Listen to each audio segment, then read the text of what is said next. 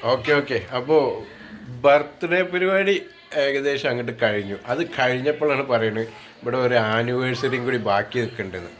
അതായത് എൻ്റെ ഏട്ടൻ്റെയും പെണ്ണുങ്ങളുടെയും ആനിവേഴ്സറി 42 കൊല്ലമായ ആനിവേഴ്സറിയാണ്.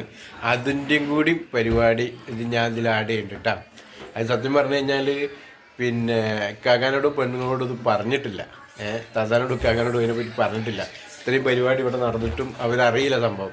അപ്പോൾ ഇൻഷാ അല്ലാ ഇതിൻ്റെ കൂടെ നമുക്കത് പറയുമ്പോൾ അവരെ ഒരു ആക്സൈറ്റി എങ്ങനെ ഉണ്ടെന്നുള്ളത് നമുക്ക് നോക്കാം കേട്ടോ. ഇൻഷാ അല്ലാ.